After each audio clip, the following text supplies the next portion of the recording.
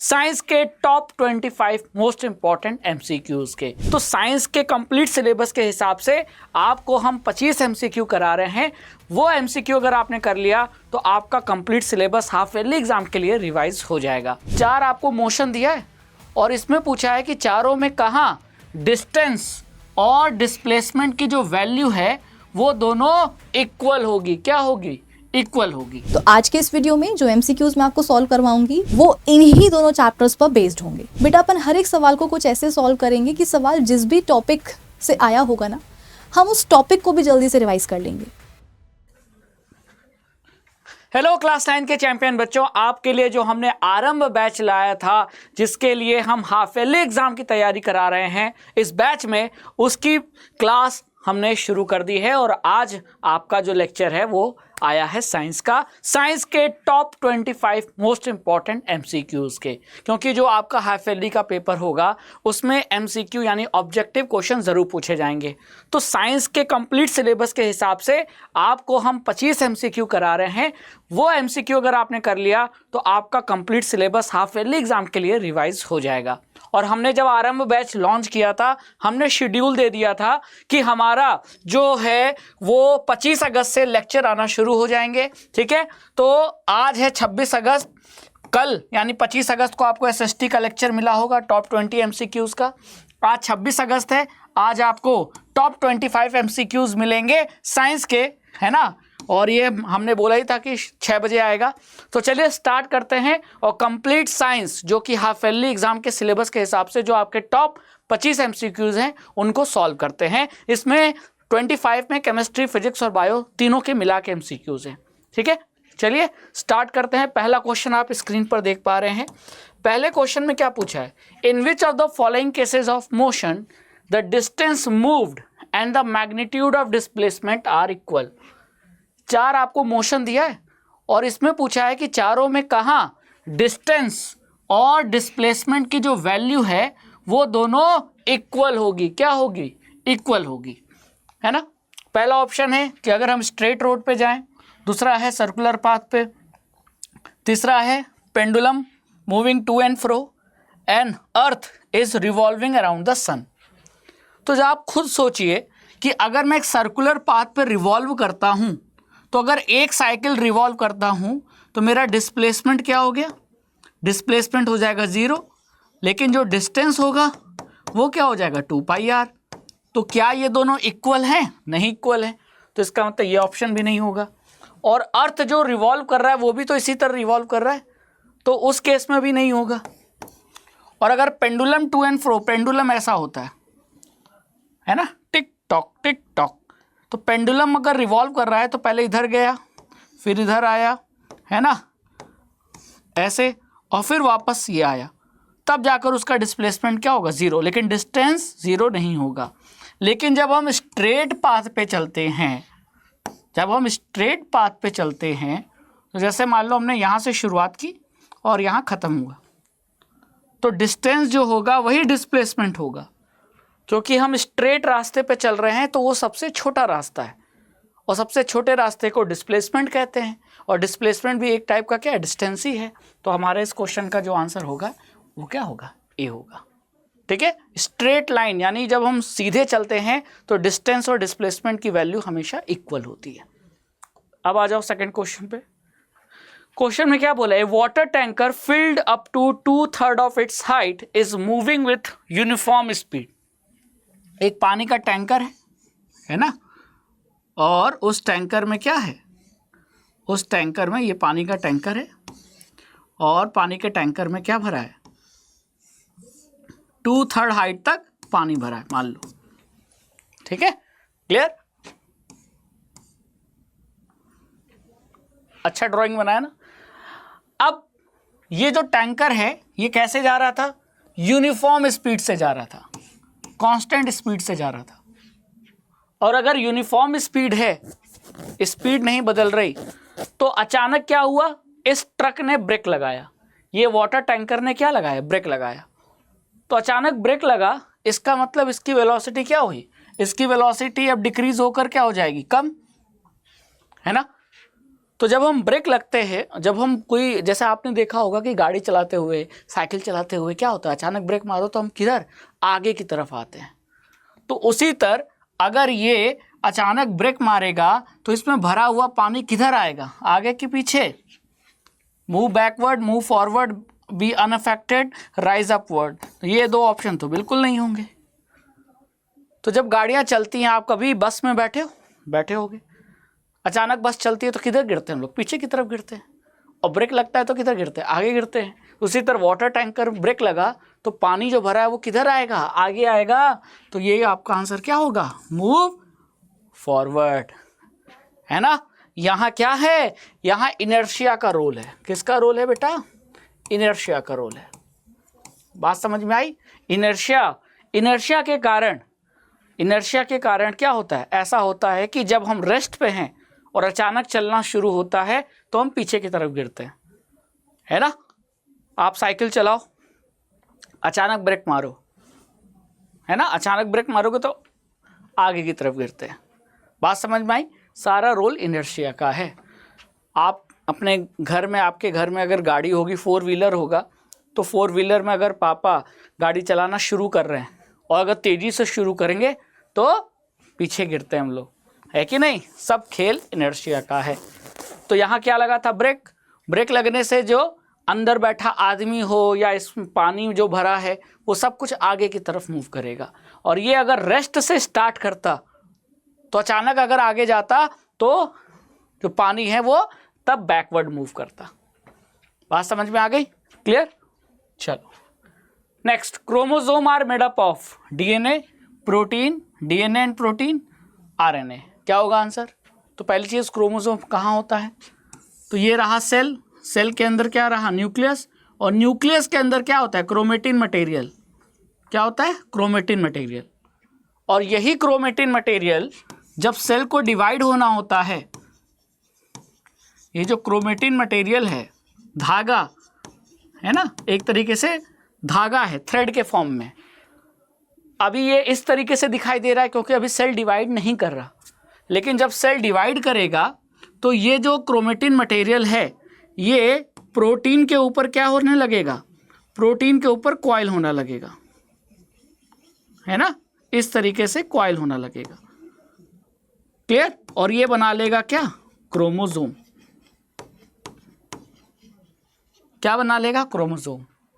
तो क्रोमोसोम कैसे बना, जब हिस्टोन प्रोटीन के ऊपर हमारा ये क्रोमेटिन मटेरियल क्या हो गया, कॉइल हो गया।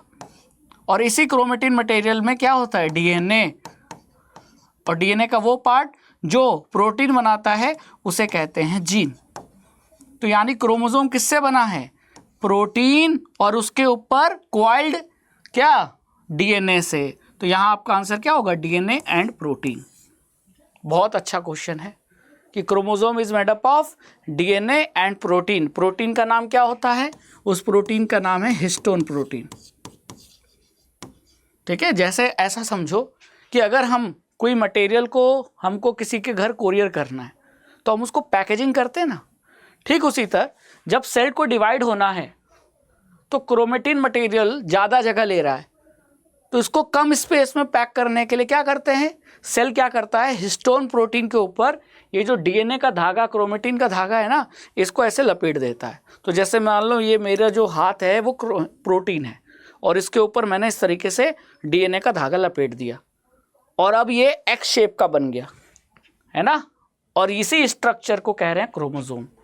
तो क्रोमोसोम तभी दिखाई देगा जब सेल डिवाइड होता है, और अगर सेल डिवाइड नहीं हो रहा तो वही चीज़ क्रोमेटिन मटेरियल के फॉर्म में न्यूक्लियस के अंदर दिखाई देती है।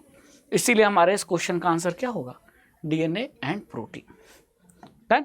चलो next, question number 4, the inertia of an object tend to cause the object. Inertia के बारे में हम क्या जानते हैं, हमको ये पता है कि ऑब्जेक्ट का जो स्टेट है वो 2 ही स्टेट हो सकता है, या तो वो रेस्ट पे है या तो मोशन में। अब इनर्शिया, लॉ ऑफ इनर्शिया क्या कहता है, अगर कोई ऑब्जेक्ट रेस्ट पे है तो वो रेस्ट पे ही रहना चाहता है, और अगर आप चाहते हो कि उस ऑब्जेक्ट को रेस्ट से मोशन में लाओ तो क्या लगाना पड़ेगा, अनबैलेंस फोर्स, है कि नहीं। और अगर कोई ऑब्जेक्ट मोशन में है और मोशन से उसको आप चाहते हो रेस्ट में लाना, तो वो नहीं चाहता, आप चाह रहे हो। जैसे ये पेन अभी मूव कर रहा है नहीं, क्यों, क्योंकि ये रेस्ट में है तो रेस्ट में रहना चाहेगा, लेकिन मैं चाह रहा हूं कि ये रेस्ट में ना रहे, मोशन करने लगे। तो मैंने क्या लगाया, इस पर फोर्स, अपने उंगलियों से फोर्स लगाया और देखो ये मूव करने लगा।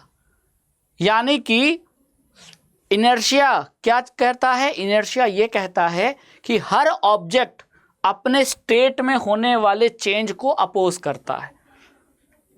ये पेन क्या कर रहा है, ये चाह रहा है कि मेरा रेस्ट से मोशन में ना आए, स्टेट ना बदले, तो यानी अपने स्टेट में होने वाले चेंज को क्या कर रहा है, अपोज कर रहा है ना।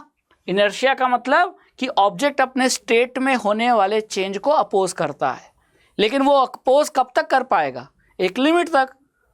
अगर मैं बहुत ज़्यादा फोर्स लगा दूंगा तो ये अपोज नहीं कर पाएगा, तब मजबूरी में इसे रेस्ट से किस में आना पड़ेगा, मोशन में। तो रेस्ट से मोशन में आना है या मोशन से रेस्ट में आना है ना। ये जब चेंज स्टेट को बदलना है तो मुझे क्या लगाना होगा, अनबैलेंस फोर्स लगाना होगा, तब ऑब्जेक्ट का जो स्टेट है वो बदलता है। तो inertia of an object tend to cause the object, तो ये ऑब्जेक्ट को क्या मजबूर करता है, इनर्शिया, अपनी स्पीड बढ़ाने को, अपनी स्पीड को कम करने को, अपने स्टेट में होने वाले चेंज को रजिस्ट करने को, या फ्रिक्शन के वजह से डीएक्सेलरेट करने को। क्या होगा आंसर, इनर्शिया के वजह से ऑब्जेक्ट यही चाहेगा कि जो उसका स्टेट है उस स्टेट में कोई चेंज ना हो, यानी चेंज का क्या करेगा, अपोज करेगा, to resist any change in the state of motion. और ऑब्जेक्ट का मास जितना अधिक होता है वो ज़्यादा अपोज भी करता है और इसीलिए उसका इनर्शिया भी ज़्यादा होता है। यानी जिस ऑब्जेक्ट का मास ज़्यादा होगा वो अपने स्टेट में होने वाले चेंज को ज़्यादा रजिस्ट करेगा, जिसका मास कम होगा वो कम रजिस्ट करेगा। तो इसका मतलब मास इज डायरेक्टली प्रोपोर्शनल, मतलब inertia is directly proportional to mass, ऐसे समझो। इसको मैं ऐसा लिख सकता हूँ, inertia is directly proportional to mass. जिस ऑब्जेक्ट का मास ज़्यादा उसका इनर्शिया ज़्यादा। ठीक है, क्लियर, आगे चले। Next question number 5, which of these option are not a function of ribosome.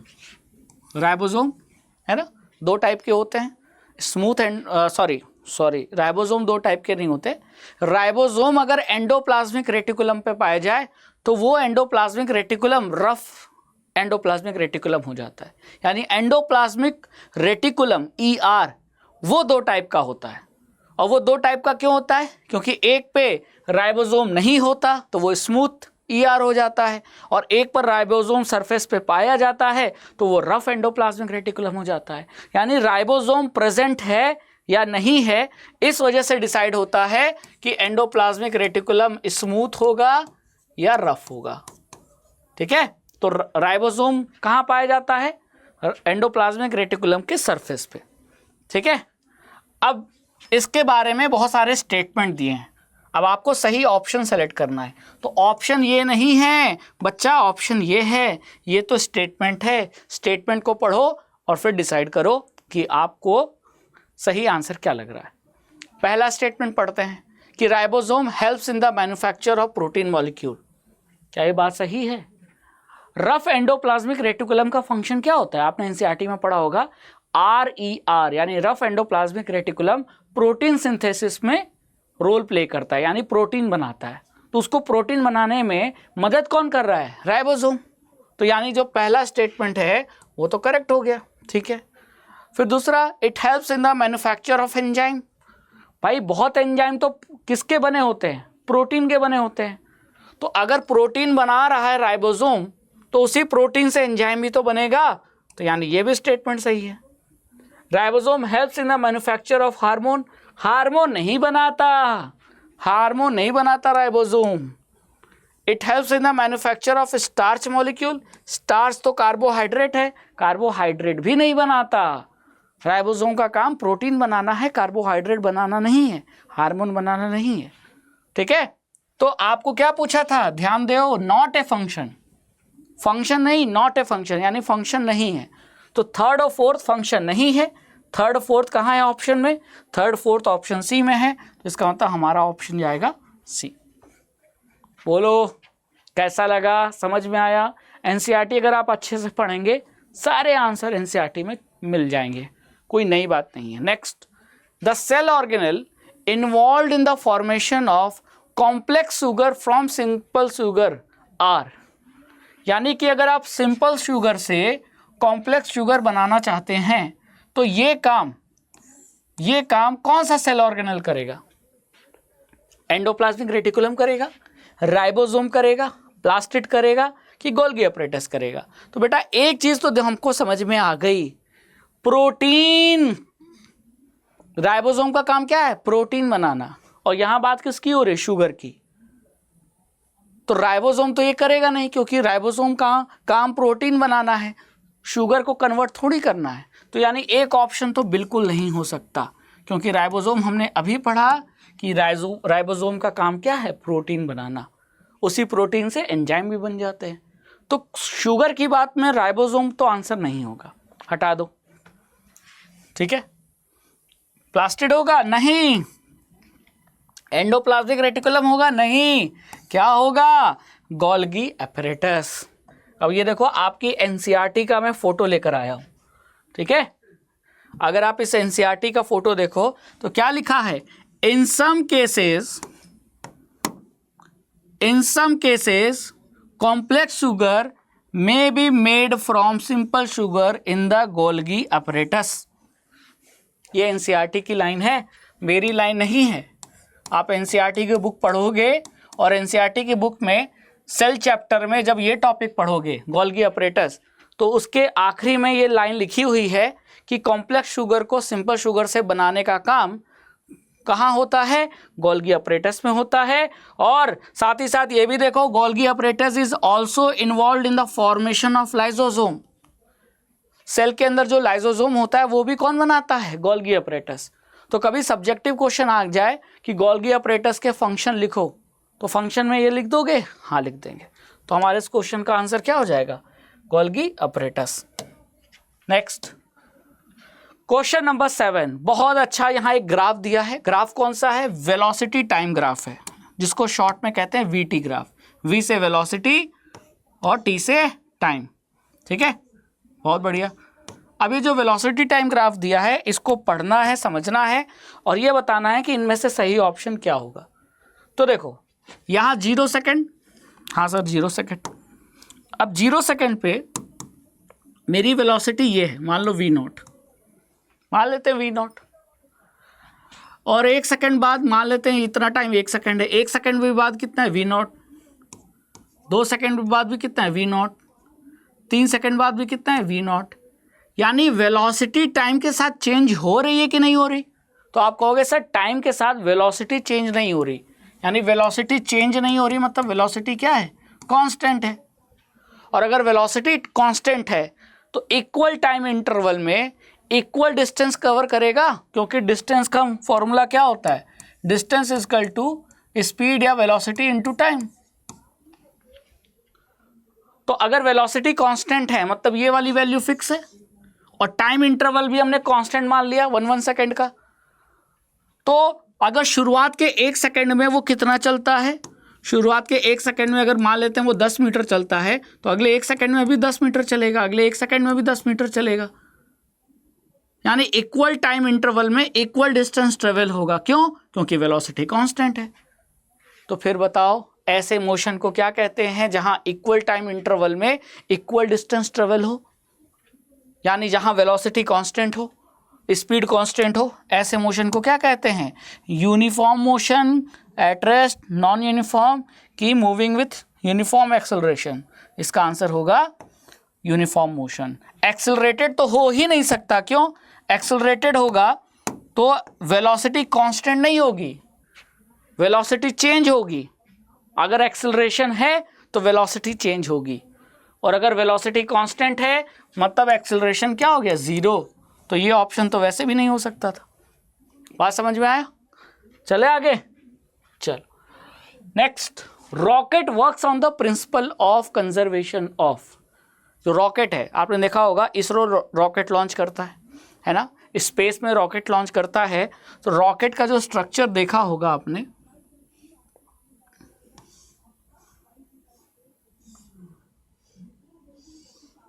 है ना,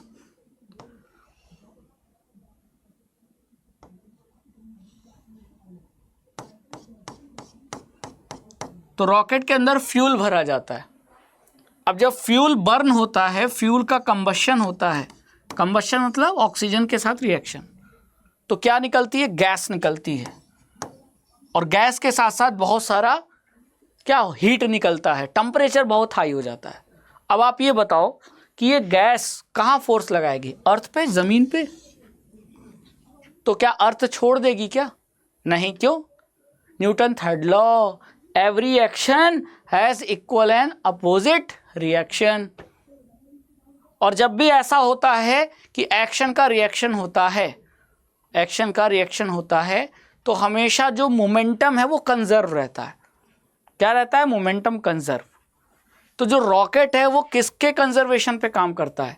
एनर्जी कंजर्वेशन पे, मास कंजर्वेशन पे, मोमेंटम कंजर्वेशन पे, कि वेलोसिटी कंजर्वेशन पे? तो बेटा एक ऑप्शन तो बिल्कुल नहीं हो सकता, क्योंकि वेलोसिटी कैसे कंजर्व होगी, है ना? वेलोसिटी अभी क्या है? ज़ीरो, अभी उड़ना नहीं शुरू किया है। और जैसे ही रॉकेट उड़ेगा उसकी वेलोसिटी लगातार बढ़ती जाएगी। तो कंजर्वेशन का मतलब है कि जितना पहले था उतना बाद में हो, जो कि हो ही नहीं सकता, क्योंकि पहले ज़ीरो है तो बाद में ज़ीरो कैसे होगा? ज़ीरो होगा तो फिर आसमान में उड़ेगा कैसे? अंतरिक्ष में कैसे जाएगा? है ना? तो जब भी एक्शन रिएक्शन होता है तो दो ऑब्जेक्ट जहां एक्शन रिएक्शन फोर्स लग रहा है, मोमेंटम हमेशा कंजर्व रहता है। तो यानी जो रॉकेट है वो किसके कंजर्वेशन पे काम करता है? Conservation of momentum. जैसे बंदूक से गोली चलाई, है ना, तो एक्शन रिएक्शन हुआ, बंदूक ने फोर्स लगाया गोली पे आगे की तरफ तो गोली आगे गई, गोली ने बंदूक पे फोर्स लगाया पीछे की तरफ तो बंदूक पीछे आई। तो जब भी गोली बंदूक से चलाते हैं तो गोली आगे जाती है, लेकिन देखो बंदूक कहाँ जा रही है? पीछे की तरफ। गोली आगे, बंदूक पीछे, गोली आगे, बंदूक पीछे। तो इस गोली का जो मोमेंटम है ना, और इस बंदूक का जो मोमेंटम है, दोनों का मिला के जो पहले मोमेंटम था वही मोमेंटम बाद में भी होगा। मोमेंटम कंजर्व रहेगा हमेशा। वही चीज़ यहाँ भी है। ठीक है। Next question number 9, a passenger in a moving train tosses a coin which falls behind him, it means that motion of the train is.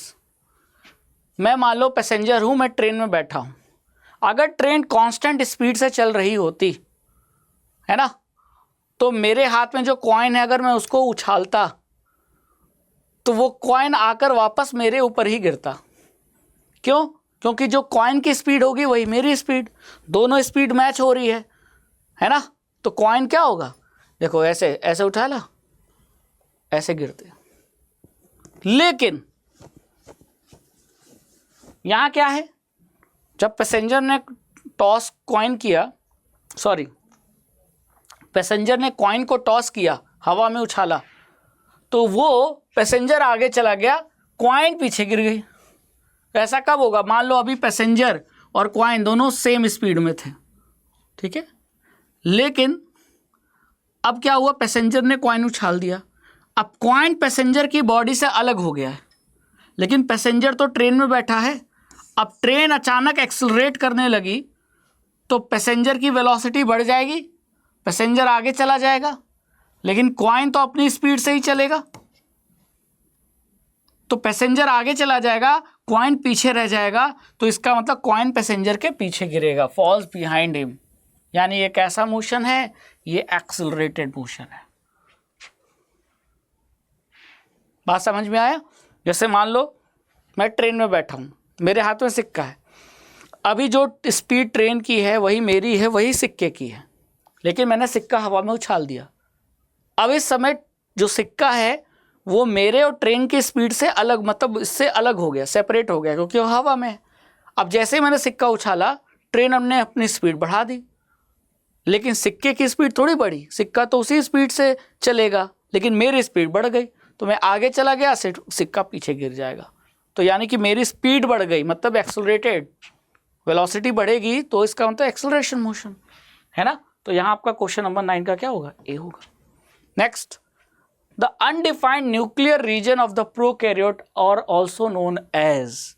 अब अगर ये क्वेश्चन सॉल्व करना था तो अगर सिर्फ आपने एनसीईआरटी का एक डायग्राम अच्छे से देखा होगा तो भी कर ले जाओगे। सेल दो टाइप के होते हैं, प्रोकैरियोटिक और यूकैरियोटिक, है ना।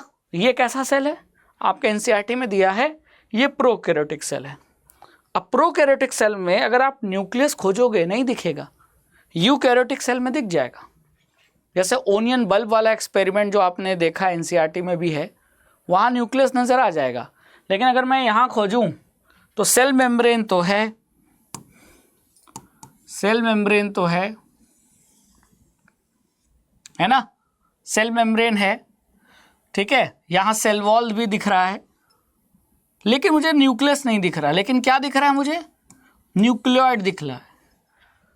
तो इसका मतलब प्रोकैरियोटिक सेल में न्यूक्लियर रीजन पुअरली डेवलप्ड होता है।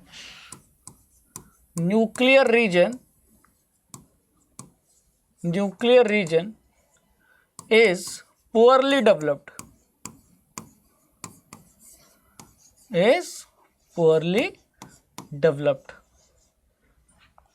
क्या होता है, nuclear region is poorly developed. और उस न्यूक्लियर रीजन को न्यूक्लियर रीजन को जो प्योरली डेवलप्ड है उसे क्या कहते हैं पता है, उसे कहते हैं न्यूक्लियोइड। तो यहाँ आपका आंसर क्या होगा, द अनडिफाइंड, डिफाइंड नहीं है, क्लियर नहीं है ना। तो प्रोकैरियोट्स में पाए जाने वाले न्यूक्लियर रीजन को हम क्या कहते हैं, न्यूक्लियोइड कहते हैं। तो हमारे इस क्वेश्चन का आंसर क्या होगा, न्यूक्लियोइड। और आप डायग्राम में भी देख रहे हो कि उस अनडिफाइंड न्यूक्लियर रीजन को हम क्या कह रहे हैं, न्यूक्लियोइड कह रहे हैं, ठीक है। मतलब यहाँ न्यूक्लियस हो सकता है, क्लियर कट बताना पॉसिबल नहीं होता। यूकैरियोटिक सेल में तो क्लियर कट बता सकते हैं कि न्यूक्लियस कहाँ होता है। Next, question number 11, which cell organelle plays a crucial role in detoxifying many poison and drugs in a cell. आपने देखा होगा कि हमारा शरीर बहुत ही कमाल का बनाया भगवान ने, कि अगर हमारे शरीर में कुछ टॉक्सिक चीज़ें चली जाती हैं तो शरीर हमें बताती है। जैसे कुछ अटक गया तो खांसी आती है, कुछ नाक में चला गया तो छींक आती है, बॉडी चाहती है कि वो बेकार चीज़ बाहर चली जाए।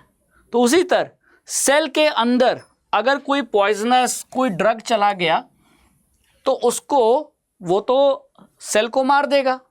तो सेल क्या करता है, उस ड्रग को, उस पॉइजन को क्या करता है, डिटॉक्सिफाई करता है, यानी उससे पैदा होने वाले टॉक्सिक के असर को कम करता है, टॉक्सिसिटी को कम करता है। तो पॉइजन और ड्रग जो सेल में एंटर कर चुके हैं उनको डिटॉक्सिफाई करने का काम कौन सा सेल ऑर्गेनेल करता है, Golgi apparatus, lysosome, smooth endoplasmic reticulum और वैक्यूल। अब काफ़ी बच्चों का ध्यान यहाँ लाइसोसोम पे जाएगा, लेकिन गलत है। लाइसोसोम ये काम नहीं करता, लाइसोसोम ये काम नहीं करता।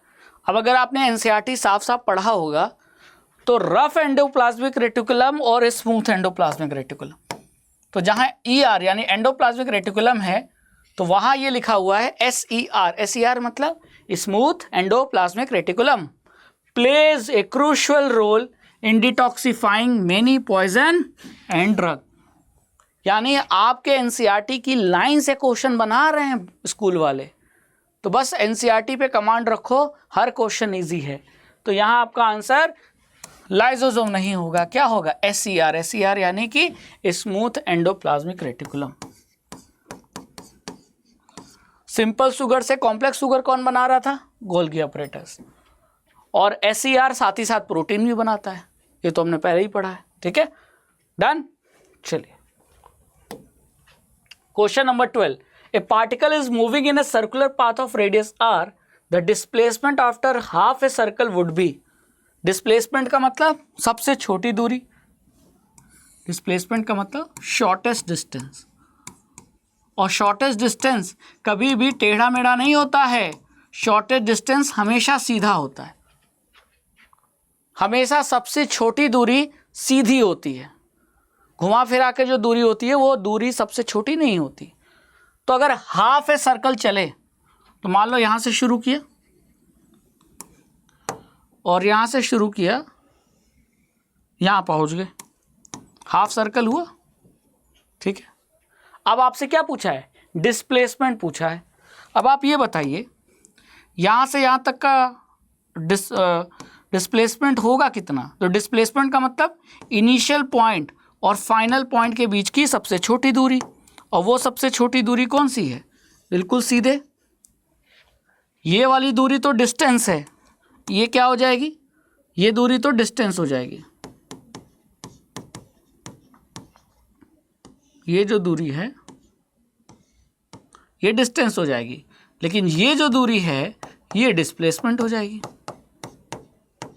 है ना। अब ये डिस्प्लेसमेंट होगा कितना? तो ये अगर सर्कल है तो सर्कल का एक मिड पॉइंट होगा, हाँ, वो मिड पॉइंट क्या होगा? सेंटर। तो सेंटर से यहाँ तक की दूरी ये रेडियस, तो ये भी दूरी क्या होगी? रेडियस। और ये रेडियस और रेडियस को ऐड कर दें तो ये आपका इनिशियल और फाइनल पॉइंट के बीच के डिस्प्लेसमेंट आ जाएगा। तो ये कितना हो जाएगा? 2r। तो आपका आंसर होगा 2r। और अगर यही पूछ लेता हाफ ए सर्कल नहीं फुल सर्कल, तो फुल सर्कल के बाद इनिशियल और फाइनल पॉइंट तो एक ही जगह पे है, तो डिस्प्लेसमेंट आपका क्या हो जाता? तब 0 हो जाता, है ना।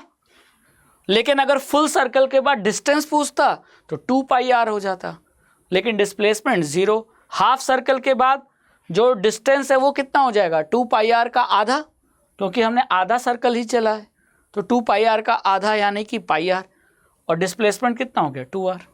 कई बच्चे यहाँ कंफ्यूज होकर πr टिक कर देंगे या 2πr कर देंगे। ध्यान रखना हाफ ए सर्कल बोला है, फुल सर्कल नहीं बोला है। बात समझ में आई? चलो next. A goalkeeper in a game of football pulls his hand backward after holding the ball shot at the goal, है ना। यानी फुटबॉल खेलते समय किसी ने बॉल गोलकीपर की तरफ मारा तो गोलकीपर बॉल पकड़कर उसको क्या करता है? हाथ पीछे की तरफ ले जाता है। क्यों पीछे ले जाएगा? मतलब वो टाइम बढ़ा रहा है, और टाइम बढ़ा रहा है तो फोर्स का असर क्या हो जाएगा? कम हो जाएगा, उसको कम चोट लगेगी। यानी to reduce the force exerted by the ball on hands, ये आपके इस क्वेश्चन का सही आंसर है। क्योंकि हम पढ़ते हैं फोर्स इक्वल टू क्या होता है? m एक्सेलरेशन, और इसको हम ऐसा भी तो कर सकते हैं, change in momentum upon time, है ना। और change in momentum equal to क्या हो गया? Force into time. अगर मुझे ये कांस्टेंट रखना है, अगर चेंज इन मोमेंटम कांस्टेंट रखना है तो कैसे कांस्टेंट रख? अगर ये कांस्टेंट है तो अगर मैं टाइम बढ़ा दूं तो मेरा फोर्स कम हो जाएगा, ताकि इस वैल्यू को कांस्टेंट रखना है। बस वही तो करते हैं, टाइम बढ़ा देंगे कैच को लेने में, बॉल को पकड़ने में। टाइम बढ़ जाएगा तो बॉल से लगने वाला जो फोर्स है वो कम हो जाएगा और हमें चोट कम फील होगी। नेक्स्ट, एक object of mass 2 kg sliding with a constant velocity of 4 metre per second on a frictionless horizontal table. तो एक हॉरिजॉन्टल टेबल है और इस पे फ्रिक्शन नहीं है, और उस फ्रिक्शनलेस हॉरिजॉन्टल टेबल पे हमारा जो ऑब्जेक्ट है वो कितने वेलोसिटी से मूव कर रहा है? हमारा जो ऑब्जेक्ट है, मान लो ये ऑब्जेक्ट है ना, ये कितने वेलोसिटी से मूव कर रहा है? ये 4 मीटर पर सेकेंड से मूव कर रहा है, ठीक है। और ये कांस्टेंट वेलोसिटी है। तो कांस्टेंट वेलोसिटी का मतलब क्या हुआ? अगर वेलोसिटी कांस्टेंट है मतलब एक्सेलरेशन 0, और एक्सेलरेशन 0 है तो फोर्स क्या होता है? Mass into acceleration. अगर एक्सेलरेशन 0 हो जाएगा तो 0 को मास से मल्टीप्लाई करेंगे तो फोर्स भी तो 0 आएगा। यानी हमारे इस क्वेश्चन का आंसर क्या होगा? 0 न्यूटन, है ना। कितना इजी है। तो ये ध्यान रखना, जब जब कांस्टेंट वेलोसिटी बोलेगा या यूनिफॉर्म वेलोसिटी बोलेगा मतलब कि वेलोसिटी कांस्टेंट है, मतलब एक्सेलरेशन क्या है? 0, और एक्सेलरेशन 0 होगा तो फोर्स भी 0 हो जाएगा। Next, which of the following figure represent uniform motion of a moving object correctly? Uniform motion का ग्राफ कौन सा होता है? तो दिमाग में बैठा लो, यूनिफॉर्म मोशन का ग्राफ हमेशा सीधा होता है। क्या ये सीधा है? नहीं। क्या ये सीधा है? नहीं। ये सीधा तो है लेकिन इसको ध्यान से देखो, इसका मतलब कि टाइम के साथ मेरा डिस्टेंस बदल ही नहीं रहा, टाइम के साथ मेरा डिस्टेंस बदल ही नहीं रहा। इसका मतलब डिस्टेंस नहीं बदल रहा, मतलब वेलोसिटी ज़ीरो है। तो फिर यूनिफॉर्म मोशन कहाँ हुआ? यूनिफॉर्म मोशन का मतलब इक्वल टाइम इंटरवल में इक्वल डिस्टेंस कवर होगी। तो ज़रा यहाँ देखो, अगर 1 सेकेंड में आप 1 मीटर चल रहे हैं तो अगले 1 सेकेंड में भी 1 मीटर, अगले 1 सेकेंड में भी 1 मीटर, तभी तो आपका ग्राफ स्ट्रेट लाइन है। तो यानी कि ये जो ग्राफ है, ये ग्राफ ए वाला, ये कैसा ग्राफ है? यही यूनिफॉर्म मोशन का ग्राफ है। और ये दोनों नॉन यूनिफॉर्म मोशन का ग्राफ है ना। लेकिन ये यहाँ तो कोई मोशन हो ही नहीं रहा क्योंकि डिस्टेंस तो कांस्टेंट है। ठीक है, next, which out of the following is not a function of vacuole? इनमें से कौन वैक्यूल का फंक्शन नहीं है? अब आपने वैक्यूल टॉपिक पढ़ा होगा एनसीईआरटी में, तो उसको जरा रिकॉल कीजिए। ये है ना वैक्यूल टॉपिक। तो देखो, वैक्यूल का एक बहुत इंपॉर्टेंट काम क्या है? Provide turgidity and rigidity to the cell. Cell को टर्जिड और रिजिड बनाने का काम कौन करता है? ये वैक्यूल करता है। स्टोर करने का काम वैक्यूल करता है ना। सेल में respiration, obtaining nutrition and clearing of waste, clearing of waste का मतलब एक्सक्रीशन, ये भी काम किसका है? वैक्यूल का। लेकिन वैक्यूल का काम लोकोमोशन यानी मूवमेंट, ये नहीं होगा। तो नॉट ए फंक्शन पूछा था। तो स्टोरेज है, टर्जिड और रिजिडिटी प्रोवाइड करना है, वेस्ट एक्सक्रीशन यानी वेस्ट सब्सटेंस को रिमूव करना है, रेस्पिरेशन करना है, न्यूट्रिशन ऑब्टेन करना है, लेकिन लोकोमोशन नहीं है। तो ये आपके इस क्वेश्चन का क्या होगा? आंसर होगा। और आप देख रहे हो एनसीईआरटी से क्वेश्चन बन रहा है बच्चों, तो एनसीईआरटी अच्छे से पढ़ो। ठीक है, नेक्स्ट क्वेश्चन। और इस क्वेश्चन के बाद बाकी जो 8 क्वेश्चन होंगे वो केमिस्ट्री के होंगे, है ना। तो वो आपको विभूति मैम पढ़ाएंगी। आपको बस इसके बाद जो क्वेश्चन स्टार्ट होगा, क्वेश्चन नंबर 18 से जो स्टार्ट होगा वो विभूति मैम स्टार्ट कराएंगी, केमिस्ट्री के मिलेंगे क्वेश्चन नंबर 18 से लेके क्वेश्चन नंबर 25, ताकि आपका टॉप 25 MCQ कंप्लीट हो जाए। ठीक है, तो अगले क्वेश्चन पे जाने से पहले इस क्वेश्चन को देख लेते हैं। Area under VT graph represent a physical quantity which has the unit. मतलब आपको अगर एक वीटी ग्राफ दे दिया जाए, वीटी ग्राफ मतलब वेलोसिटी टाइम ग्राफ, ये वेलोसिटी ये टाइम, ठीक है, और मान लो इसका ग्राफ ऐसा है, तो इसका जो एरिया होगा, तो इसका एरिया क्या होगा?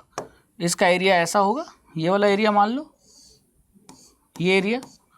तो ये जो एरिया है ये क्या देगा? तो वेलोसिटी टाइम ग्राफ का जो स्लोप है वो तो एक्सेलरेशन देता है। वेलोसिटी टाइम ग्राफ का स्लोप एक्सेलरेशन देता है। क्या देता है? एक्सेलरेशन। लेकिन इसका जो एरिया होता है वो क्या देता है? वो देता है, वेलोसिटी टाइम ग्राफ है तो डिस्प्लेसमेंट देता है।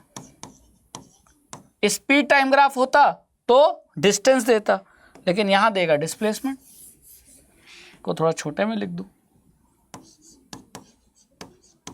एरिया क्या देगा? डिस्प्लेसमेंट। ठीक है, और डिस्प्लेसमेंट का यूनिट पूछा था कि जो physical quantity velocity time graph का जो एरिया जो फिजिकल क्वांटिटी होगा उसका यूनिट बताना था। तो वेलोसिटी टाइम ग्राफ का जो एरिया है वो एक फिजिकल क्वांटिटी को रिप्रेजेंट कर रही है, वो फिजिकल क्वांटिटी का यूनिट बताना है। तो वो फिजिकल क्वांटिटी क्या है? डिस्प्लेसमेंट। तो उसकी यूनिट क्या हो जाएगी? मीटर। तो यहाँ आपके इस क्वेश्चन का आंसर हो जाएगा क्या? मीटर। क्लियर? समझ में आ गया? अब इसके आगे के जो क्वेश्चन हैं, इसके जो आगे के क्वेश्चन हैं वो आपको केमिस्ट्री के मिलना शुरू हो जाएंगे, है ना। अब मैम आपको कराने जा रही हैं केमिस्ट्री के क्वेश्चन और आपके टॉप 25 MCQ कंप्लीट हो जाएंगे। इससे आपका बढ़िया हाफ ईयरली एग्जाम के लिए रिवीजन हो जाएगा। तो चलो आप केमिस्ट्री पढ़ लो। सो अब बारी आती है केमिस्ट्री के इम्पॉर्टेंट MCQs को सॉल्व करने की। तो बेटा जी, मैं ये मान के चल रही हूँ कि आपके मिड टर्म एग्जाम्स में केमिस्ट्री के फर्स्ट 2 चैप्टर्स आ रहे होंगे, matter in our surroundings and is matter around us pure. तो आज के इस वीडियो में जो MCQs मैं आपको सॉल्व करवाऊंगी वो इन्हीं दोनों चैप्टर्स पर बेस्ड होंगे। ठीक है, चलो आज। अच्छा, इससे पहले कि अपन क्वेश्चंस को सॉल्व करना स्टार्ट करें, एक छोटी सी बात मैं आप सभी को बताना चाहती हूँ कि आज के इस वीडियो में मैं आपको जो भी क्वेश्चंस सॉल्व करवाऊंगी, बेटा अपन हर एक सवाल को कुछ ऐसे सॉल्व करेंगे कि सवाल जिस भी टॉपिक से आया होगा ना, हम उस टॉपिक को भी जल्दी से रिवाइज कर लेंगे, ताकि क्वेश्चन का आंसर पता लगाने में हमें ज़्यादा टाइम ना लगे। और हाँ भाई, दो फायदे हो जाएंगे ना, रिविजन का रिविजन हो जाएगा और क्वेश्चंस भी सॉल्व हो जाएंगे, है ना। चलो अब स्टार्ट करते हैं। देखो क्वेश्चन क्या पूछ रहा है, विच of the following has the highest kinetic energy. 4 options आपको दिए हुए हैं, इन चारों ऑप्शंस में से आपको एक ऐसा ऑप्शन चूज करना है जिसमें कि पार्टिकल्स की काइनेटिक एनर्जी सबसे ज्यादा हो, हाईएस्ट काइनेटिक एनर्जी हो पार्टिकल्स की। ऑप्शंस देख लेते हैं। Option A, particles of ice eight 0 degree Celsius. 0 degree Celsius पर आपके पास बर्फ है, तो क्या उस बर्फ के जो पार्टिकल्स होंगे उनकी काइनेटिक एनर्जी सबसे ज्यादा होगी? मैं बता नहीं रही हूं, मैं पूछ रही हूं। Next option, option B, particles of water at 0 degree Celsius की। अब हमारे पास पानी है 0 डिग्री सेल्सियस पर, तो क्या 0 डिग्री सेल्सियस पर वो जो पानी है उस पानी के पार्टिकल्स की काइनेटिक एनर्जी सबसे ज्यादा होगी? Option C, particles of water at 100 degree Celsius की। अब हमारे पास एक बार फिर से पानी आया है, लेकिन इस बार वो है 100 डिग्री सेल्सियस टेम्परेचर पर, तो इस पानी के पार्टिकल्स की काइनेटिक एनर्जी सबसे ज्यादा होगी? Last option D, particles of steam eight 100 degree Celsius की। अब हमारे पास 100 डिग्री सेल्सियस पर क्या है, स्टीम है। स्टीम मतलब पानी की भाप, तो क्या स्टीम के पार्टिकल्स की काइनेटिक एनर्जी सबसे ज्यादा होगी? ये चारों ऑप्शंस मैंने आपको बता दिए हैं।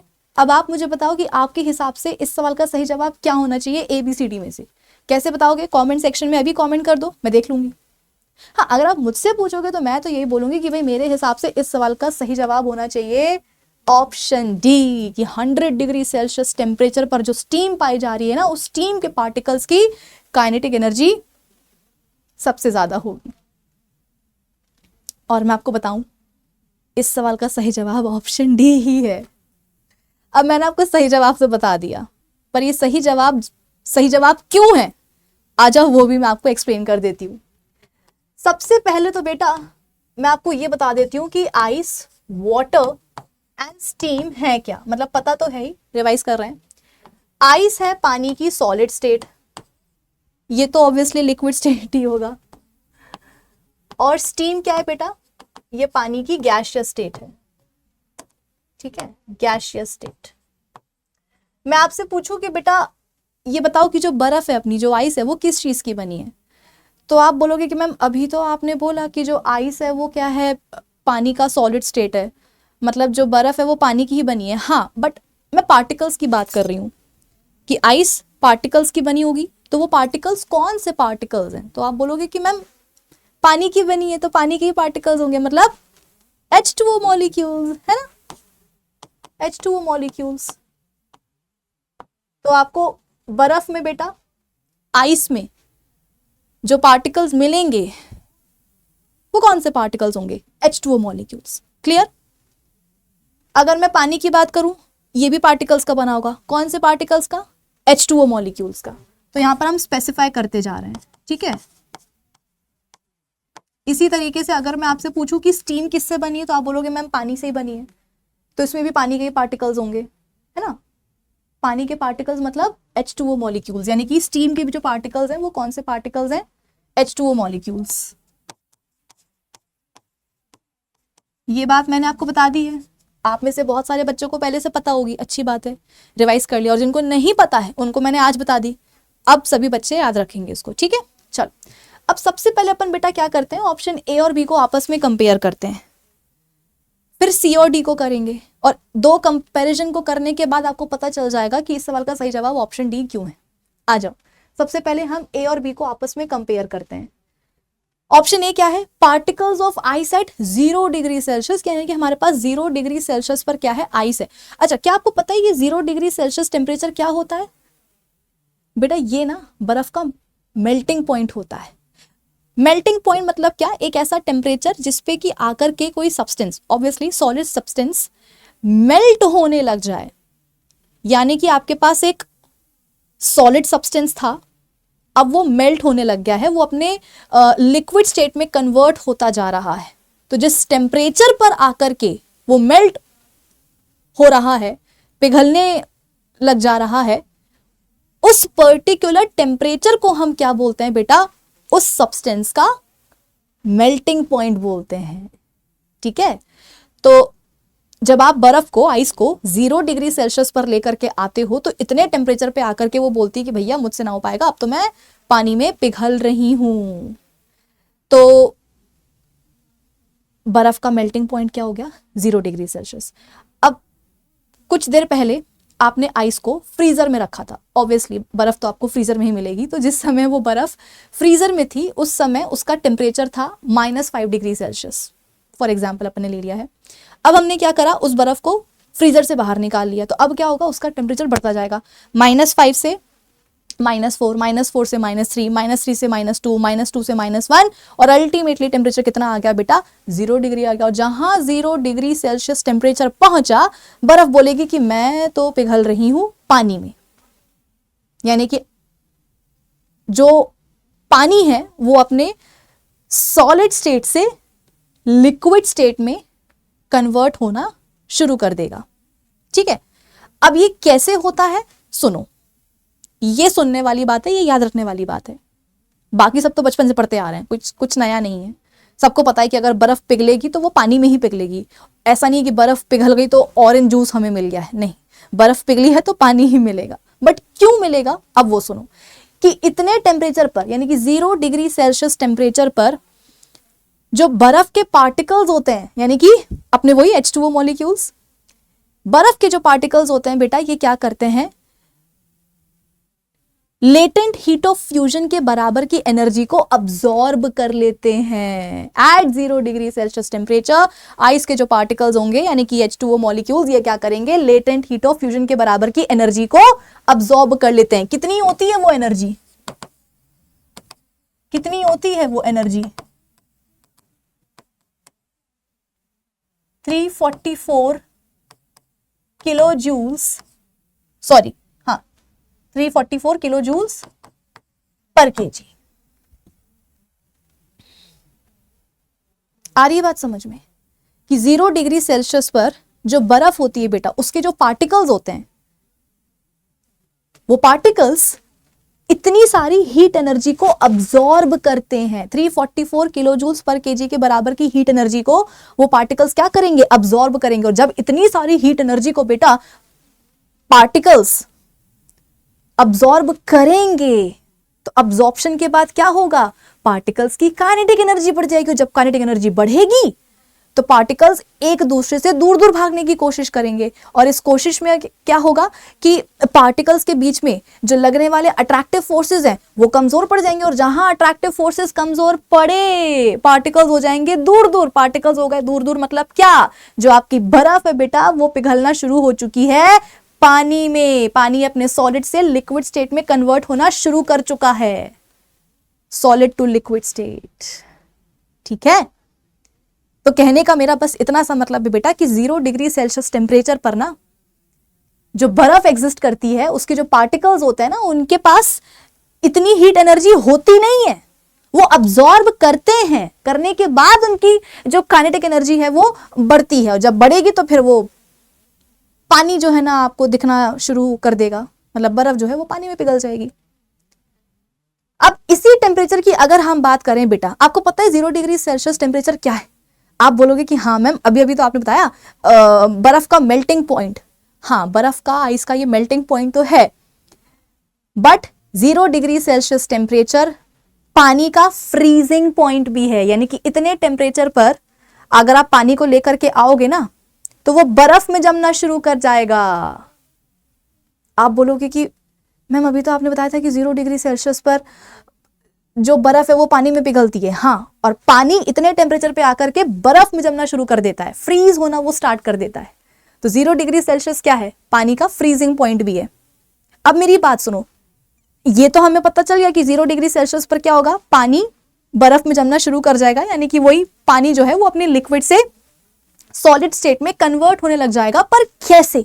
सो एट 0 डिग्री सेल्सियस टेम्परेचर पानी के जो पार्टिकल्स होते हैं ना, पानी के पार्टिकल्स जो होते हैं उनके पास already this much amount of heat energy होती है, वो पोजेस करते हैं। इतने टेम्परेचर पर 0 डिग्री सेल्सियस टेम्परेचर पर बेटा जो पानी होता है, उस पानी के जो पार्टिकल्स होते हैं उनके पास ऑलरेडी इतनी सारी हीट एनर्जी होती है, लेटेंट हीट ऑफ फ्यूजन के बराबर की हीट एनर्जी उनके पास पहले से होती है। तो वो क्या करेंगे, वो पार्टिकल्स इतनी हीट एनर्जी को अब लूज करना शुरू करेंगे। जब हीट एनर्जी को वो लूज करेंगे तब जाकर के उनकी काइनेटिक एनर्जी कम होगी। जब उनकी काइनेटिक एनर्जी कम होगी पार्टिकल्स की, तो वो पास पास आ पाएंगे। जब वो पास पास आ पाएंगे तो क्या होगा, उनके बीच में लगने वाले अट्रैक्टिव फोर्सेस फिर से स्ट्रांग लग जाएंगे, और जहां स्ट्रांग लगेंगे तो हम बोलेंगे कि देखो पानी जो है सॉलिड स्टेट में कन्वर्ट हो रहा है, यानी कि बर्फ जो है जम रही है अब। ठीक है, तो कहने का मतलब क्या हुआ कि 0 डिग्री सेल्सियस टेम्परेचर पर जो पानी के पार्टिकल्स होते हैं बेटा, उनके पास ऑलरेडी इतनी हीट एनर्जी होती है। और इतने ही टेम्परेचर पर जो बर्फ के पार्टिकल्स होते हैं उनके पास इतनी हीट एनर्जी होती नहीं, उन्हें अब्सॉर्ब करनी पड़ती है। तो अगर मैं आपसे अब इन दोनों को कंपेयर करने के लिए बोलूं कि 0 डिग्री सेल्सियस पर तुम्हारे पास पानी भी है और बर्फ भी है, तो बताओ पानी और बर्फ में किसके पार्टिकल्स के पास ज्यादा एनर्जी होगी, ज्यादा काइनेटिक एनर्जी होगी? तो आप बोलोगे कि मैम क्योंकि 0 डिग्री सेल्सियस पर पानी के पार्टिकल्स के पास ऑलरेडी इतनी हीट एनर्जी है, तो उनकी काइनेटिक एनर्जी क्या होगी, ज्यादा होगी as compare to particles of बर्फ। ठीक है, चलो अब अपन इन दोनों को कंपेयर करते हैं। आपको पता है 100 डिग्री सेल्सियस क्या है? क्या है 100 degree Celsius? 100 degree Celsius temperature बेटा पानी का बॉइलिंग पॉइंट है। बॉइलिंग पॉइंट एक ऐसा टेम्परेचर होता है जिसपे आकर के कोई लिक्विड बॉइल होने लग जाता है, यानी कि अपने वेपर्स में कन्वर्ट होने लग जाता है। उस पर्टिकुलर टेम्परेचर को हम बोलते हैं उस लिक्विड का बॉइलिंग पॉइंट। तो अगर आप पानी को लेकर के आओगे 100 डिग्री सेल्सियस टेम्परेचर पर, तो इतने टेम्परेचर पे आकर के पानी जो है अपने वेपर्स में कन्वर्ट होना शुरू कर देगा, यानी कि लिक्विड से गैसियस स्टेट में कन्वर्जन जो है आपको दिखना शुरू हो जाएगा। पर कैसे? अब सुनो, 100 डिग्री सेल्सियस टेम्परेचर पर जो पानी के पार्टिकल्स होते हैं बेटा, पानी के पार्टिकल्स मतलब वही H2O मॉलिक्यूल्स है ना, पानी के जो पार्टिकल्स होते हैं वो latent heat of vaporisation, latent heat of vaporisation के बराबर की हीट एनर्जी को क्या करते हैं, अब्सॉर्ब करते हैं। कितनी होती है ये? इतनी होती है 2260 kilo joules per KG, 2260 kilo joules per KG. Heat energy को पानी के पार्टिकल्स क्या करेंगे, अब्सॉर्ब करेंगे 100 डिग्री सेल्सियस टेम्परेचर पर। तो बेटा दिमाग लगाओ, इतने टेम्परेचर पे आकर के यदि पानी के पार्टिकल्स इतनी सारी हीट एनर्जी को अब्सॉर्ब करेंगे तो उनकी काइनेटिक एनर्जी बढ़ नहीं जाएगी, और अगर बढ़ जाएगी तो क्या होगा, पार्टिकल्स एक दूसरे से दूर दूर भागने की कोशिश करेंगे। दूर दूर भागेंगे तो उनके बीच में लगने वाले अट्रैक्टिव फोर्सेस कमजोर हो जाएंगे, और जहां कमजोर हुए हम बोलेंगे कि देखो पानी वेपर्स में कन्वर्ट होना शुरू कर चुका है, गैसियस स्टेट में जाने लग गया है। 100 डिग्री सेल्सियस टेम्परेचर पर बेटा आपको स्टीम भी मिलती है, यानी कि पानी की भाप, वेपर्स। और 100 डिग्री सेल्सियस टेम्परेचर पर जो स्टीम मिलती है ना बेटा, उस स्टीम के जो पार्टिकल्स होते हैं मतलब वही H2O मॉलिक्यूल्स, उनके पास ऑलरेडी इतनी हीट एनर्जी होती है। 100 डिग्री सेल्सियस टेम्परेचर पर स्टीम के जो पार्टिकल्स होते हैं उनके पास लेटेंट हीट ऑफ वेपराइजेशन की बराबर की हीट एनर्जी ऑलरेडी होती है। तो इतने टेम्परेचर पे आकर के वो पार्टिकल्स क्या करते हैं, this much amount of heat energy को लूज करना शुरू करते हैं, ताकि उनकी काइनेटिक एनर्जी कम हो जाए। जब कम हो जाएगी तो पार्टिकल्स पास पास आ जाएंगे, जब पार्टिकल्स पास पास आ जाएंगे तो उनके बीच में लगने वाले अट्रैक्टिव फोर्सेस थोड़े से स्ट्रांग लग जाएंगे, और जहां स्ट्रांग लग जाएंगे हम बोलेंगे देखो वेपर्स कंडेंस हो रही हैं अब पानी में, यानी कि जो गैसियस स्टेट है पानी की वो कन्वर्ट हो रही है किसमें, लिक्विड स्टेट में। तो पानी की भाप से आपको दोबारा से पानी मिलना शुरू हो जाता है। तो अगर आप इन दोनों को कंपेयर करोगे, मैं आपसे पूछूंगी 100 डिग्री सेल्सियस पर तुम्हारे पास पानी भी है, स्टीम भी है, बताओ किसमें ज्यादा हीट एनर्जी है? तो आप बोलोगे कि मैम जो स्टीम है 100 डिग्री सेल्सियस पर उसके पार्टिकल्स के पास तो ऑलरेडी इतनी हीट एनर्जी है, पानी के पार्टिकल्स को तो अब्सॉर्ब करनी पड़ेगी, लेकिन स्टीम के पार्टिकल्स के पास तो ऑलरेडी इतनी हीट एनर्जी है, यानी कि उनकी काइनेटिक एनर्जी ऑलरेडी ज्यादा है। तो सबसे ज्यादा यहां पर स्टीम के जो पार्टिकल्स होंगे बेटा एट 100 डिग्री सेल्सियस टेम्परेचर, उनकी काइनेटिक एनर्जी होगी। ठीक है, इन दोनों को कंपेयर किया तो इसकी एनर्जी ज्यादा निकली, और इन दोनों को आपस में कंपेयर किया तो इसकी एनर्जी ज्यादा निकली। अगर आप बी और डी को कंपेयर करोगे तो बी के पार्टिकल्स के पास कितनी हीट एनर्जी है, इतनी, और डी के पार्टिकल्स के पास इतनी, तो 344 किलो जूल्स और 2260 किलो जूल्स में फर्क है कि नहीं? कौन सी एनर्जी ज्यादा? ये वाली। ठीक है, इसीलिए मैंने कहा था कि हर सवाल को ऐसे लगाओ बेटा कि कॉन्सेप्ट भी रिवाइज हो जाए। ठीक है, चलो next question. During rainy season rate of evaporation decreases because, evaporation का रेट कम हो जाता है जब बारिश का महीना हो। देखो बेटा, अपनी जो सराउंडिंग एयर होती है ना, ये तो आपको पता ही है, उसमें कई सारी गैसेस होती हैं, ऑक्सीजन है, कार्बन डाइऑक्साइड है, नाइट्रोजन है, हाइड्रोजन सल्फाइड है, कई तरह की गैसेस होती हैं। गैसेस के अलावा डस्ट पार्टिकल्स भी होते हैं। डस्ट पार्टिकल्स के अलावा हमारी सराउंडिंग एयर में बेटा वाटर वेपर्स भी होते हैं, मतलब बहुत छोटे होते हैं, दिखते नहीं हैं, बट मान के चलो कि हमारी सराउंडिंग एयर में क्या होते हैं, हमारी सराउंडिंग एयर में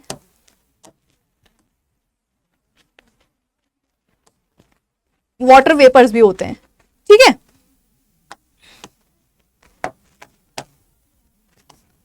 ये देखो, ये है वाटर वेपर्स। ठीक है, और ये है वाटर वेपर्स जब बारिश का महीना हो।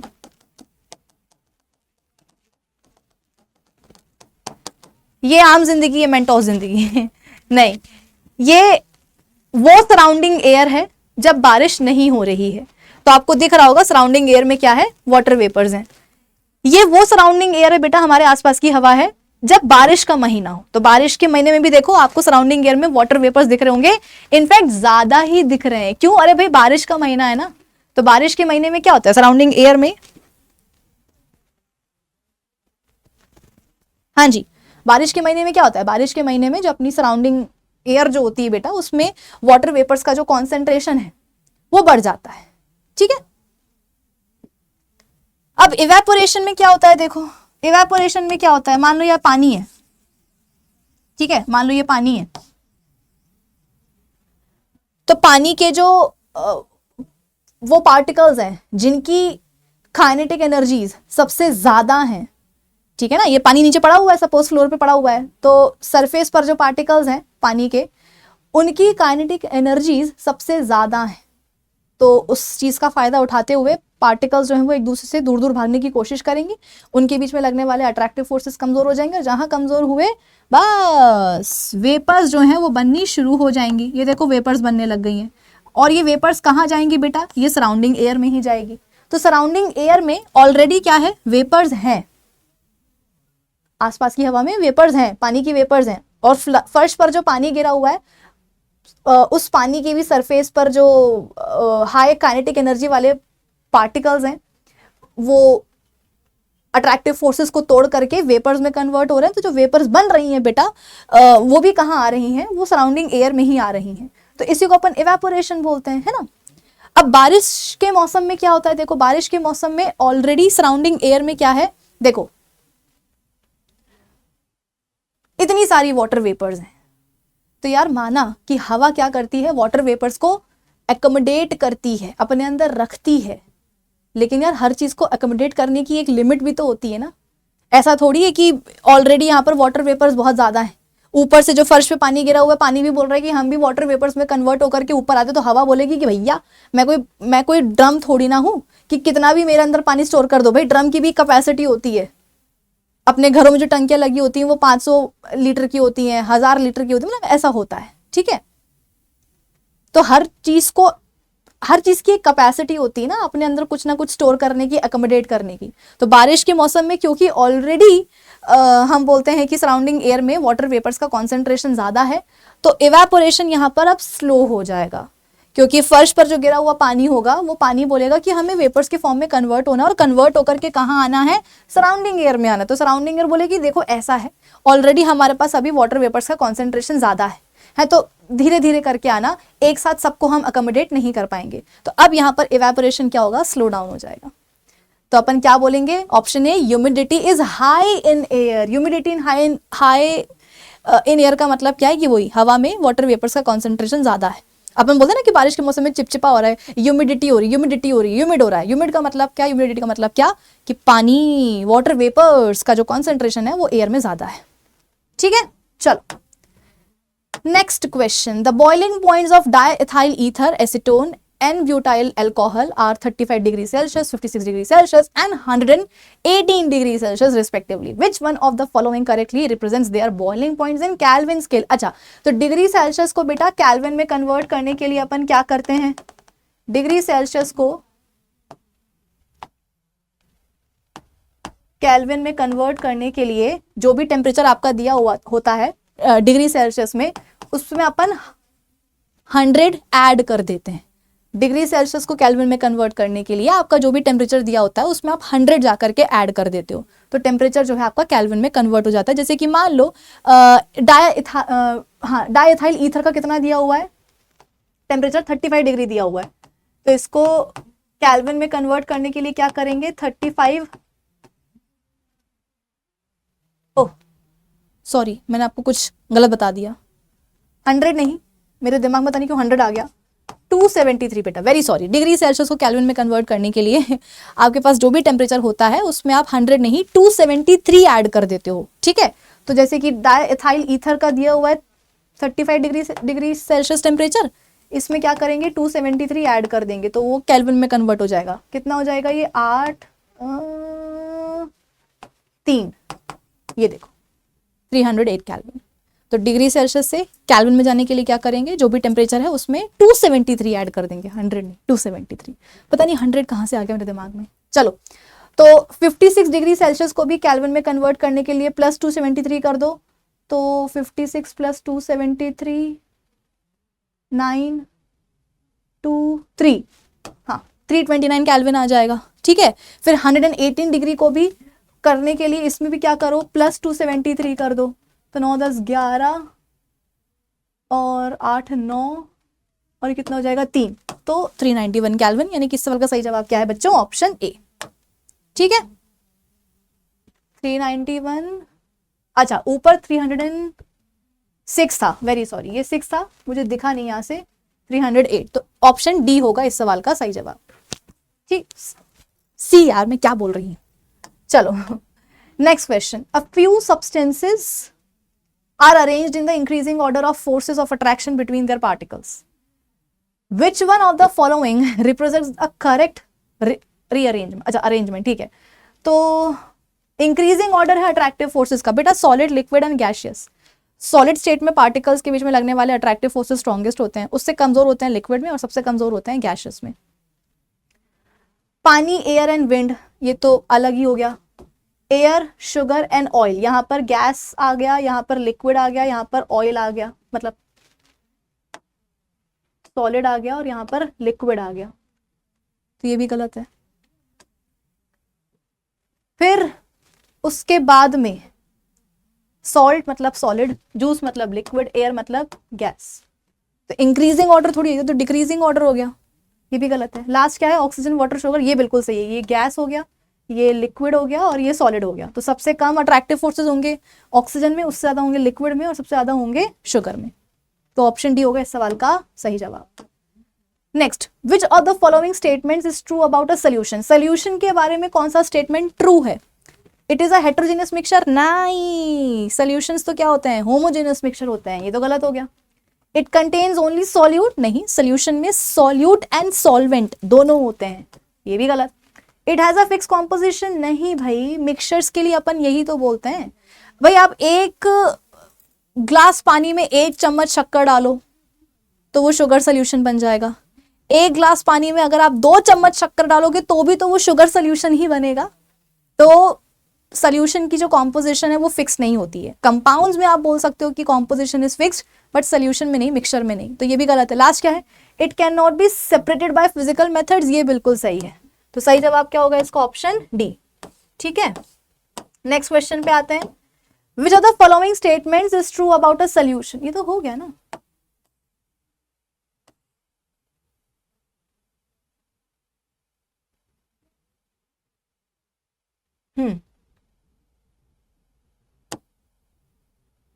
चलो, which of the following mixture exhibits Tyndall effect? True solution, colloidal and suspension, ये तो बहुत ही बेसिक सा सवाल है ना, आंसर भी आपको दिख ही रहा है। टिंडाल इफेक्ट में क्या होता है बेटा?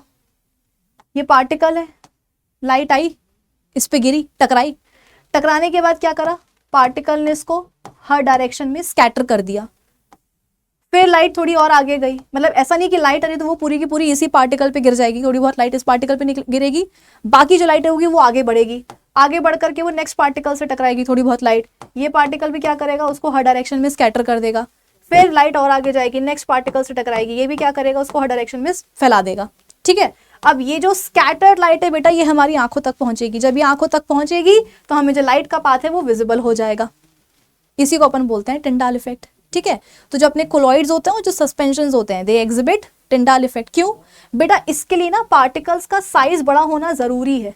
अगर पार्टिकल्स छोटे छोटे से रहेंगे तो वो लाइट को स्कैटर ही नहीं कर पाएंगे। जैसे कि सोल्यूशन में होता है, सोल्यूशन के पार्टिकल्स इतने छोटे होते हैं कि वो लाइट को स्कैटर ही नहीं कर पाते हैं, तो किसी भी सोल्यूशन में आपको लाइट का पाथ विजिबल नहीं होता है, टिंडाल इफेक्ट सोल्यूशंस नहीं देते हैं। कोलॉइड्स एंड सस्पेंशंस जो होते हैं उनके पार्टिकल्स का साइज बड़ा होता है, तो वो लाइट को स्कैटर करते हैं और टिंडाल इफेक्ट हमें देखने को मिलता है। Next, which of the following is a characteristic properties of colloidal solution. ठीक है, they are transparent and do not scatter light. अरे भाई, अभी तो हमने देखा कि they do scatter light. Option B, they settle down rapidly on standing. नहीं, मिल्क आपका क्या है बेटा, कोलॉइड ही तो है, तो अगर आप उसको छोड़ देते हो कुछ टाइम के लिए अनडिस्टर्ब्ड, तो क्या उसका फैट, पानी, प्रोटीन सब अलग अलग हो जाते हैं? नहीं, तो सेटल डाउन तो नहीं होते particles. Option C, they can pass through the ordinary filter paper. Yes, जो कोलॉइड्स होते हैं बेटा, उनके जो पार्टिकल्स होते हैं वो ना बहुत छोटे होते हैं सोल्यूशन के पार्टिकल्स की तरह, ना बहुत बड़े होते हैं सस्पेंशन के पार्टिकल्स की तरह, वो बीच के होते हैं, और इसीलिए वो जो ऑर्डिनरी फिल्टर पेपर है उसको तो वो क्रॉस कर लेते हैं। ठीक है, ये बिल्कुल सही बात है। लास्ट क्या है, they can not be separated by centrifugation. नहीं, सेंट्रीफ्यूगेशन से उसको आप सेपरेट कर सकते हो। जैसे कि आपका ब्लड क्या है, ब्लड भी तो आप बोल सकते हो कि आपका वही है, कोलॉइड ही है। ब्लड में क्या होता है, प्लाज्मा होता है और अलग अलग ब्लड सेल्स होते हैं। ठीक है, तो जब आप बहुत तेजी से क्या करते हो, ब्लड को टेस्ट ट्यूब में रख करके ऐसे ऐसे करके घुमाते हो, ठीक है, सेंट्रीफ्यूगेशन करते हो आप, तो प्लाज्मा अलग हो जाता है, ब्लड सेल्स अलग हो जाते हैं। ठीक है, ऊपर आपको प्लाज्मा मिल जाएगा और बीच में आपको एक बफी कोट मिलता है जहां पर WBCs और प्लेटलेट्स सेपरेट हो जाते हैं, और सबसे नीचे जाके बैठ जाते हैं रेड ब्लड सेल्स यानी कि RBCs। तो उन्हें डेंगू में बोलते हैं कि प्लेटलेट्स कम हो जाती है तो प्लेटलेट्स चढ़ाई जाती हैं। तो ब्लड में से प्लेटलेट्स कैसे निकाला जाएगा, तो ऐसे निकाला जाता है कि ब्लड का सेंट्रीफ्यूगेशन करते हैं, जो कंपोनेंट्स होते हैं उसके वो अलग अलग हो जाते हैं। ठीक है, next, An element is made up of, element किस चीज का बना होता है, 2 or more types of atoms chemically combined। नहीं भैया, 2 or more elements chemically combined। अगर 2 or more elements chemically combine हो जाएंगे तो फिर तो वो तो कंपाउंड बन जाएगा ना भैया। सिंगल टाइप ऑफ एटम, हाँ ये बिल्कुल सही है कि एक एलिमेंट जो होता है वो केवल एक टाइप ऑफ एटम से ही बनेगा। जैसे कि गोल्ड तो वो हमेशा गोल्ड एटम से ही बनेगा, कॉपर तो हमेशा कॉपर एटम से ही बनेगा। Last, a single type of molecule. नहीं, मॉलिक्यूल कहाँ से आ गया एलिमेंट में, सही क्या होगा, ऑप्शन सी। दैट्स इट, आज के सेशन के लिए बस इतना ही। आज अपन ने केमिस्ट्री के कुछ इंपॉर्टेंट क्वेश्चंस को सॉल्व कर लिया है। अब हम मिलेंगे अपने अगले लेक्चर में जहां पर हम साइंस के कुछ और भी इंटरेस्टिंग क्वेश्चंस को करेंगे सॉल्व। वीडियो अगर अच्छा लगा है तो लाइक करिएगा, शेयर करिएगा, सब्सक्राइब भी करके जाइएगा। Okay, bye bye, see you soon.